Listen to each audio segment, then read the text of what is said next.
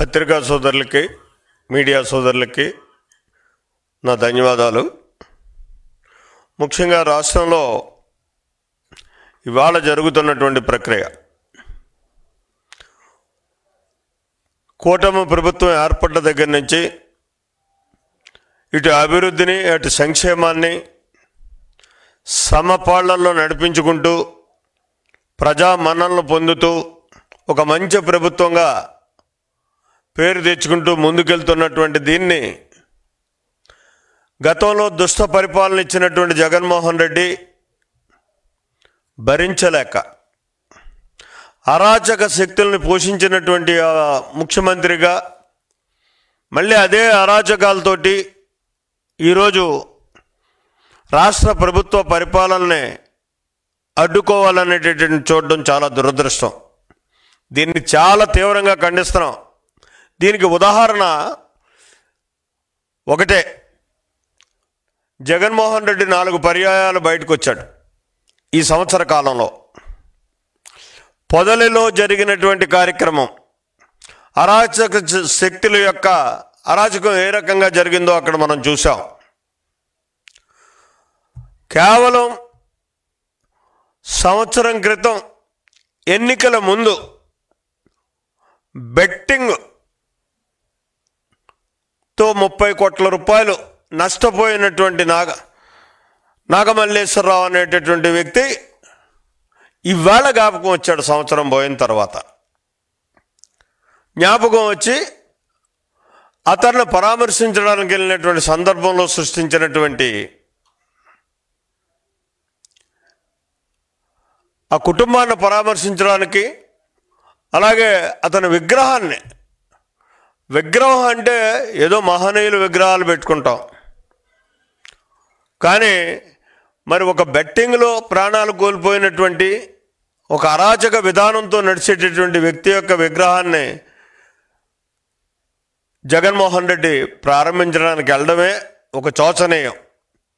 అయినప్పటికీ అక్కడ జరిగినటువంటి కార్యక్రమం అరాచక శక్తుల యొక్క ప్రేరణతోటి 3 వ్యక్తుల ప్రాణాలని అమానుషంగా కోల్పోయినటువంటి పరిస్థితి.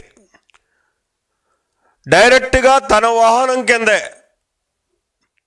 ఒక వ్యక్తి పడి మరణిస్తే దారుణంగా పక్కకు లాగేసి వెళ్ళిపోయినటువంటి పరిస్థితి. తనకు తెలియలేదంటాడు. ఉన్నది ఎక్కడ కూర్చుంటాడండి? కారులోనే కదా ఉంటాడు. మరి ఆ ఉన్నటువంటి వ్యక్తికి రాయి ఎక్కితేనే ఏదో ఎక్కింది అని చెప్పేసి మనం గ్రహించేటటువంటి పరిస్థితి ఉంటుంది. ఒక పక్క నుంచి కార్యకర్తలు గోల పెడుతున్నారు, మనిషి చనిపోతాం, మనిషి మీద కారు ఎక్కేసిందని చెప్పేసి దారుణంగా దౌర్జన్యంగా ఎక్కడా కూడా నిర్దాక్షిణ్యంగా కారుని ఆపకుండా వెళ్ళిపోయి తను కార్యక్రమం చేసుకుని వచ్చినటువంటి పరిస్థితి. ఇక్కడ ఈ సింగయ్య అనేటటువంటి వ్యక్తి మరి వైఎస్ఆర్ కాంగ్రెస్ పార్టీ కార్యకర్త. తన కార్యకర్త అక్కడికి వచ్చిన వాళ్ళు వైఎస్ఆర్ కాంగ్రెస్ పార్టీ కార్యకర్తలే ఉంటారు. అటువంటిది తన కార్యకర్త కారు కింద పడి చనిపోతే దిగి ఎలా ఉందో చూసి హాస్పిటల్కి పంపించుంటే అతను బతికుండేవాడు. ఇంకొక 2 ప్రాణాలు కాపాడే పరిస్థితి ఉండను. ఎంత అమానుషం అంటే అతనికి మరి రూల్ తెలియదా, పరిస్థితులు అర్థం కావా? నాకైతే నేనే ముందు అనేటటువంటి విధానంతో వెళ్ళేటటువంటి స్వభావం కలిగేటటువంటి జగన్మోహన్ రెడ్డి ఒక హార్ట్ అటాక్ వచ్చినటువంటి పేషెంట్ని అంబులెన్స్లో తీసుకెళ్తుంటే అంబులెన్స్ను కూడా గుర్తించకుండా, దారి ఇవ్వకుండా అమానుషంగా ఈ అరాచక శక్తులు వ్యవహరించినటువంటి తీరులో ఒక అమాయక ప్రాణి, చాలా చిన్న వయసు పాపం, అతను చనిపోయినటువంటి పరిస్థితి. మరి ఇటువంటి పరిస్థితుల్లో తిరిగి అతను చెప్తాడు ఇవాళ, అబ్బాయి నేను 10 లక్షల రూపాయలు ఇచ్చేశాను, నాకు తెలియలేదు అంటే అతను చనిపోయాడని తెలియలేదా? కారు ఎక్కలేదని తెలియలేదా? నీ వెహికల్ కింద పడ్డాడని ఒప్పుకుంటున్నావు, 10 లక్షల రూపాయలు నువ్వు కాంపెన్సేషన్ ఇచ్చేస్తే సరిపోయిందా? నీదొక్కటే ఉద్దేశం, ఈ రాష్ట్రంలో సుపరిపాలన చేస్తున్నటువంటి చంద్రబాబు నాయుడు యొక్క పాలనని ఏదో రకంగా అడ్డుకోవాలనేటటువంటి దురుద్దేశంతో నువ్వు ఈరోజు అరాచక శక్తుల యొక్క ప్రోద్బలంతో ఈ రాష్ట్రాన్ని అల్లకల్లోలం చేయాలనేటటువంటి దురాలోచనతో వ్యవహరిస్తున్నటువంటి తీరుని ఖచ్చితంగా ఇందులో స్పష్టంగా కనపడుతున్నటువంటి పరిస్థితి ఉంది. అందుకోసమే ఈవేళ నేను ఒకటే కోరుతున్నా, వివిధ కేసుల్లో జగన్మోహన్ రెడ్డి ఏదైతే బెయిల్ మీద ఉన్నాడో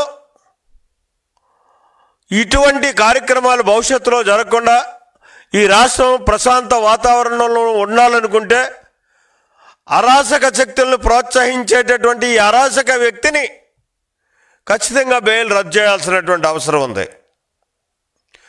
దాన్ని ఇవాళ కోర్టు సుమోటోగా తీసుకుని ఈ వ్యవహారాన్ని అన్నింటినీ కూడా పరిశీలన చేసి అతను బెయిల్ జగన్మోహన్ రెడ్డి బెయిల్ మాత్రం రద్దు చేయాలని చెప్పేసి డిమాండ్ చేస్తున్నాను. అంతేకాకుండా ప్రజాస్వామ్యవాదులు ఈవేళ గలవెత్తవలసినటువంటి అవసరం ఉంది, బాధ్యత తీసుకోవాల్సినటువంటి అవసరం ఉంది. ఇటువంటి అరాచకం ఈ రాష్ట్రంలో జరగకుండా చూసుకోవాల్సినటువంటి బాధ్యత ప్రజాస్వామ్యవాదుల మీద ఉంది. మరి ప్రజాస్వామ్యవాదులారా మిమ్మల్ని ఒక్కటే కోరుతున్నాను నేను, మీరు కూడా బాధ్యత తీసుకొని జగన్మోహన్ రెడ్డి యొక్క బెయిల్ను రద్దు చేయడానికి మీ వంతు బాధ్యతను మీరు వ్యవహరించండి అని చెప్పేసి మరి కోరుకుంటూ, ముఖ్యంగా ఇవాళ జగన్మోహన్ రెడ్డి ఒక సమర్థవంతమైనటువంటి పాలనతో మా నాయకుడు చంద్రబాబు నాయుడు గారు కూటమి ప్రభుత్వాన్ని నడిపించుకుంటూ ముందుకెళ్తున్నాడు. నువ్వు ఎన్ని కుయ్యెత్తలేసినా, ఎన్ని అరాచకాలు సృష్టించినా నీకు మళ్ళీ పుట్టగతులు ఉండవు, ఇంకా అధపతాళానికి వెళ్ళిపోయేటటువంటి పరిస్థితి ఉంటుంది. నీ భయాందోళన సృష్టించాలనేటటువంటి విధానంతో నువ్వు చేస్తున్నటువంటి ఈ కార్యక్రమాలన్నింటిలోనే ఎవరు తెలుగుదేశం పార్టీ కార్యకర్తలు కానీ, జనసేన కార్యకర్తలు కానీ, బీజేపీ కార్యకర్తలు కానీ జడిసేటటువంటి పరిస్థితి లేదు. అయిపోయింది ఆ కార్యక్రమాలు. నువ్వు అధికారాన్ని ఏ రకంగా అయితే శవ రాజకీయాలతోటి నీ అధికారం తెచ్చుకున్నావు, మళ్ళీ ఇవాళ అదే శవ రాజకీయాలతోటి రాష్ట్రంలో అరాచకాన్ని సృష్టించి మళ్ళీ అధికారంలోకి రావాలని చూస్తున్నటువంటి పరిస్థితి ఉంది. అవి సాగేటటువంటి పరిస్థితుల్లో తొందరలోనే నేను నిన్ను నియంత్రించేటటువంటి రోజు రాబోతుంది. ఖచ్చితంగా ఇక్కడ కోర్టు మాత్రం ఖచ్చితంగా సుమోటోగా ఈ కార్యక్రమాన్ని తీసుకుని అతను వివిధ కేసుల్లో, అందులో ఆర్థిక నేరస్తుల్లో ఆర్థిక నేరగాడిగా ఉన్నటువంటి జగన్మోహన్ రెడ్డి బెయిల్ని రద్దు చేయాలని చెప్పేసి నేను డిమాండ్ చేస్తున్నాను.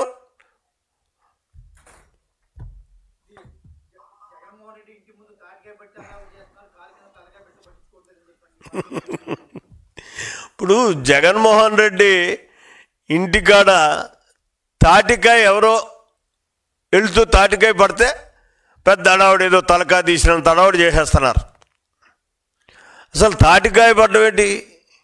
నువ్వు ఇంటి మీద పార్టీ ఆఫీసు మీదకి వచ్చి దౌర్జన్యం చేసినటువంటి పరిస్థితి నీ కార్యకర్తలు.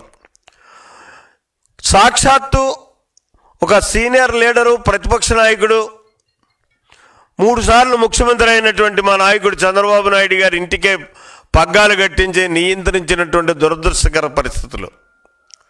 తలకాయలు తీసేటటువంటి నీకు తాటికాయ పడితే భయమా అంటే నీ క్యారెక్టర్ ఏంటో పూర్తిగా అర్థమవుతుంది.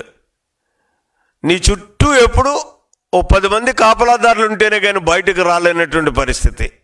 తాటికాయని చూసే తెలుక్కుబడేటటువంటి నువ్వు రేపు ప్రజల యొక్క ప్రజా వ్యతిరేక విధానాన్ని చూసి ఏ రకంగా తట్టుకోగలుగుతావో ఒకసారి ఆలోచించు.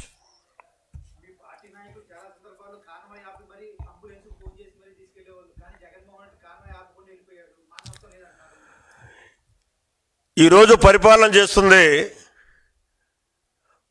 ప్రజాస్వామ్యాన్ని విలువలిచ్చేటటువంటి ప్రభుత్వం పరిపాలన చేస్తుంది. మా నాయకుడు ప్రజాస్వామ్యాన్ని కట్టుబడి పాలన అందించేటటువంటి ముఖ్యమంత్రి. అందుకోసం జగన్మోహన్ రెడ్డి అవని ఎవరవని స్వేచ్ఛగా వాళ్ళ అభిప్రాయాలు చెప్పుకోవడానికి అవకాశం ఉండే పరిస్థితి ఉంటుంది. అలా కాకుండా నీకులాగా నియంత్రించే పరిస్థితి ఉండదు. నువ్వు పవన్ కళ్యాణ్ గారిని కదలని లేదు, చంద్రబాబు నాయుడు గారిని కదలని లేదు, నాలాంటి నాయకుల్ని కూడా హౌస్ అరెస్టులు చేసినటువంటి పరిస్థితి, ఎక్కడ వాస్తవాలను చెప్పకుండా నియంత్రించి పరిపాలన చేసినటువంటి నువ్వు ఇవాళ నిన్ను నియంత్రిస్తున్నారని చెప్పుకోవడం సిగ్గుగా లేదా? ఓకే,